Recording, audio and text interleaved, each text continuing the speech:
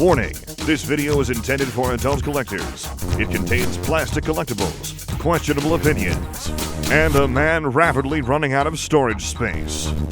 It's too late. Random review is about to begin. Before we begin, thank you very much to Ron Perlmonkey, not Truck, for joining the Patreon campaign. Yes, Ron Perlman takes a very strong stance on truck or monkey. We admit he does make a convincing case for monkey. He's been pretty good at it lately. But thank you very much for the support and for yet another goofball thing. I am in crunch time because we have a convention coming up. Expect a lot of pre-recorded videos. I don't know if they're going to have shout-outs or not. I guess that really depends on you. We're going to make it through this month. That'll be 5 months of shout-outs in a row without stop. People are absurd. Thank you. I love all of you for this. Thank you so much. Let's talk about a toy. All right, so this is I am ashamed to admit, this is one of my longest in wait Patreon requests. And the request was actually a really simple one. It was review a Cybertron toy. Well, I don't have as many as I used to have, and they are mostly buried in like the deepest parts of my storage bins.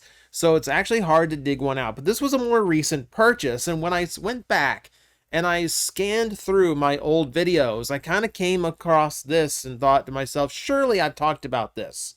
I've been on record as saying this is my favorite Starscream design of all time. I searched my channel. You know the only time I've talked about this as like a full, like, dedicated review? The Heroes of Cybertron version. The one that's like that big. Okay, so this is long overdue. I no longer have the original Galaxy Force version, so we're going to be talking about Cybertron Starscream, the Voyager scale version from the Toys R Us exclusive 2-pack. It's a weird 2-pack. It came with a Vector Prime that was completely unchanged, and then it came with this version, the only way that this toy, for a long time, was released in America, and the only time it was released as a normal Starscream. And even then, of course, this is definitely not a normal Starscream deco, is it? So, the Toys R Us version skirts the cartoon-accurate version in favor of going something closer to Thrust's color scheme, with a lot of emphasis on this maroon red color, this really like deep wine red kind of looking color, and a lot more like a lot of black pushing through that color, and a ton of silver paint, tons of silver paint on this one to get the look right. I mean, let's examine in detail. So almost all the plastic on here is either gray, maroon red, or black. So everything else you see is going to be painted. So all of this, the entirety of this cockpit section, all the way down here, almost to the tip of the nose cone, all painted silver, aside from these little areas dotted in. The chest piece here is maroon, so that black is paint, along with the silver, of course. Can't even remember if this is paint. I think this is just raw plastic, because there is a little bit of gray here. Yeah, a little bit of gray there in the rear section as well. Also painted in silver. Gold, too. Nice hits of gold here and there to kind of pop out of the rest of the deco. In robot mode, that's going to shine a little bit better than it does here. But it's going to be kind of like a side player in the color scheme. A very welcome one, though. It's a very, very nice little hit to have amongst all of this. Gives it kind of a more royal, kind of regal look to it, which I think is appropriate for one of the Starscreams who kinged himself. Yeah, just continuing in, like, all this, like, lavish detail going through. The silver across the wing looks super cool, edged with black here. Decepticon logo, not only painted, but also trimmed in the white on the inside to make it stand out a little bit more. Weird that it's not, like, outlined, but you know what? I'll take it. Yeah, and then, like, the tail fin. Look at all the paint on the tail fin. And it's mostly paint. Like, I'll, like, separate it out here just so you can see. All maroon plastic, and then, yeah, they went to town. You can tell this is 2005 because Hasbro was not skipping out on anything on this toy. This is lavishly decorated and absolutely beautiful in that. It's interesting because it's still in the realm of the Unicron trilogy Starscream, who was primarily red, off-white, and black rather than his traditional blue. So it's still in that vein, but it hits such a different note when the colors are swapped around like this, and it's a really, really cool color scheme. Yes, it's far closer to Thrust, but I like Thrust color scheme as well. So if we look at function on him, the guns, unlike the Supreme version, do not move up and down. They're static in that position, so you're going to have that. You do have this translucent blue, purple cockpit, but it's a very thick translucent. And some of the few translucent parts on the toy, by the way, we'll show you the others. It's not one where I'm worried about the translucent parts. A little bit of soft plastic on the nose cone just to avoid breakage. If you look on the underside, you actually do have little black wheels here, so you can roll it on certain surfaces without scraping anything up. That's overall just really nice. Now, there are a few ways we can arm this jet up just a little bit more, as if this jet wasn't already cool enough. Like, I love that. I love the like exaggerated cyber jet style. I believe this was inspired by the War Within comic books, if I remember correctly. So it takes a lot of cues from that take on the Tetra Jet. Very appropriate too. Like it just looks super cool. If we want to arm it up a little bit more, if we go on the underside, we get the accessory that the Supreme version didn't have, which is his rocket launcher.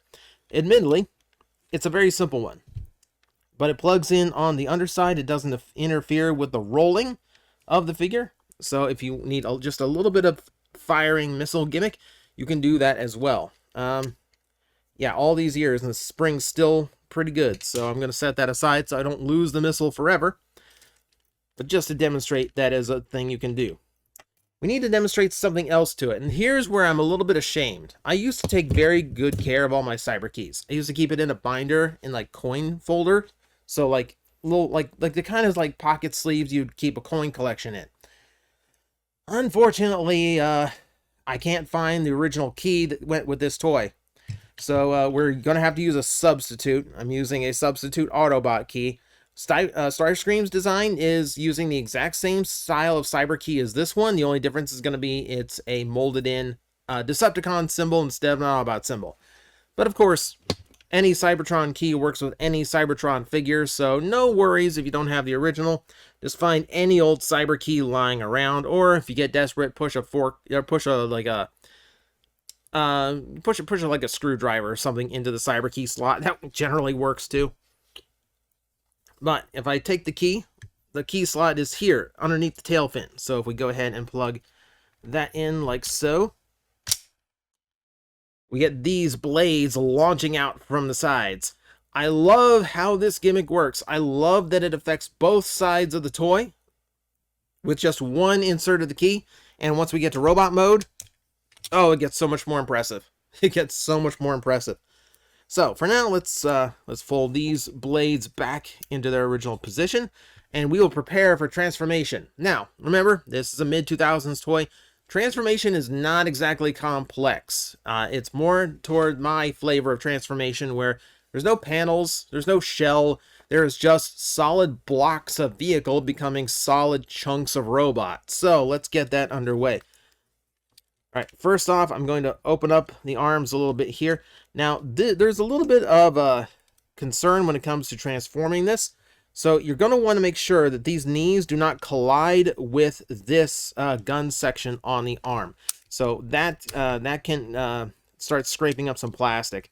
So what I generally do here is I will start unfolding legs by undoing the nose cone first. And that'll free up a little bit of wiggle room so I can angle this down while I fold it out, and that way I miss the gun altogether. I'll show you from a different angle as I pull up.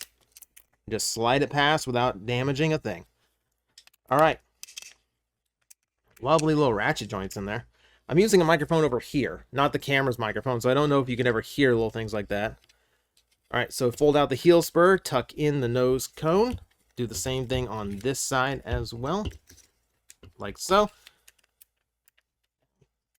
All right, if we go down to the rear section here, we'll fold the arms out from the underside. Make sure you hear that nice click when the forearms connect into the shoulder socket. Rotate these up and then fold the whole section down. Back up to the tail fin. Go ahead and fold that back into these little recesses where that fits.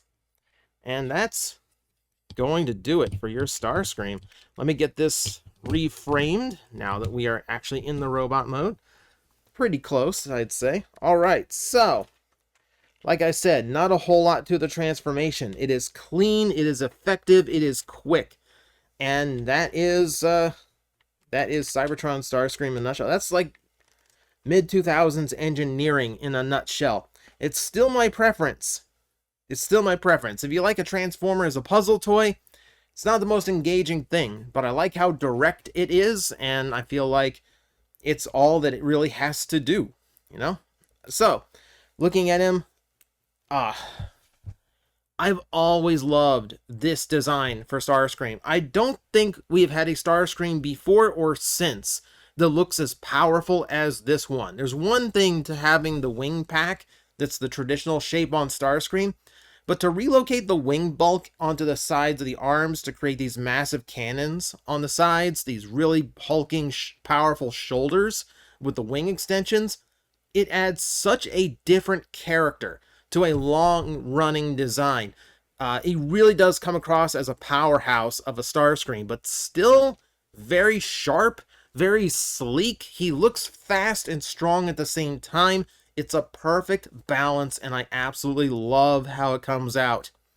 Man, they nailed it. They nailed the design. Whether you want to credit the artists in War Within or the designers for Galaxy Force, whoever, it's a beautiful toy. It's an absolutely beautiful look for Starscream. We take a closer look now. We take a look at the head sculpt itself. It does a pretty good job. Once again, we are looking something much more akin to the mid-2000s Starscream. So it's got some G1 detail in there, like the vents on the side, but it's definitely doing its own thing. Not a bad look at all. He does have some really dark red eyes that are really hard to pick up color on. So that's not the best, but hey, we'll give him what he can. Okay, so he's not terrible though. And then once we get into a nice little close up here, you can really tell where all of that paint just goes into making him look like such a regal figure. I love how he looks in this. The hits of gold all around his upper body work so well to just give him this more kind of like in command look. I love how it hits against the darker shades of red and the black. I mean, let's face it, red, black, and gold. Like, there's a reason why it's the brand's color scheme here on this channel. It's really hard to get it wrong. You know, it's pretty much a perfect color scheme. And Starscream wears it. Starscream wears it really, really, really well. I love how the bulk is distributed too. Like his leg, like I talk about the upper body a lot, his legs are also still really strong looking as well. You can see the black detail here that was on the side makes some really good decoration for the leg itself. Feet have that little bit of paint from the nose cone left still. The only real like new exposure that we have in this mode is you can see the gold on his like shoulder pylon things a lot better, but you also get a little bit of paint on the side. This is the difference between like older and newer figures. Because of the way that this toy is designed, you can't really see the side of the forearm that much, but they still painted it anyway. They still painted it because you will see it from certain angles. That's a little attention to detail you don't get. Anything that hides away now, they tend to leave unpainted. Because you're barely ever going to see it. Here, the fact that you might see it was reason enough to paint it, which I really do appreciate. So, I can talk articulation because admittedly it's not going to take very long. If you have one flaw to this figure is that even for the time, its articulation was a little bit under par. So the head does rotate left and right. That works fine. Works fine. The hips, we're going to skip the shoulders. Hang on. The hips are fully universal. And they ratchet in both directions. Here. Beautiful. Beautiful work. Full 360 on the thigh joint. There's your ratchet again. Knee joint goes well beyond 90 thanks to the transformation. This was before the advent of ankle tilt, so he cannot ankle tilt. And then, yeah, we have to talk about the arms. So, unfortunately, whether you want to blame the gimmick or blame the times, the arms just do not have a whole lot going for them.